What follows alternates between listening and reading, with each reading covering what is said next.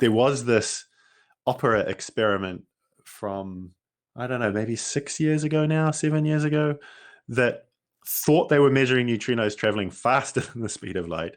They were an experiment that were measuring neutrinos traveling from the Large Hadron Collider in CERN in Switzerland. So when a collision of lots of protons happens, or it might have even been heavy ions, lots of neutrinos just are created and travel along a beam, essentially. Because if you have all of your heavy ions or protons or something coming in and then they hit this thing here, then because all the momentum was in this direction, all the neutrinos that are formed have momentum going in that direction.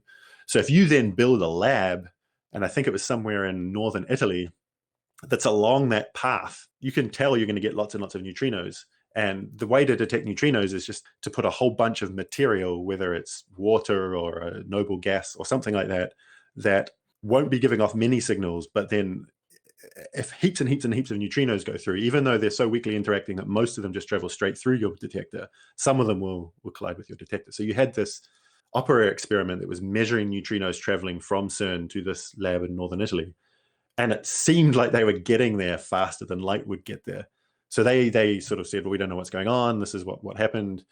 And immediately lots of people were kind of trying to say how it could be new fundamental physics or what they could have done wrong. And no one immediately said, oh, okay, wow, you've measured this, therefore it's true. It was more like, well, let's try and understand it. And rather embarrassingly, it ended up being a cable that wasn't plugged in correctly. And that cable was meaning there was like a so many nanoseconds delay in some signal. And then, of course, that would make it sound like it was traveling slower than the speed of light, but there was some way that then this signal was being corrected for, like over the whole of their analysis, but it should have only been corrected for because of this, faulty cable.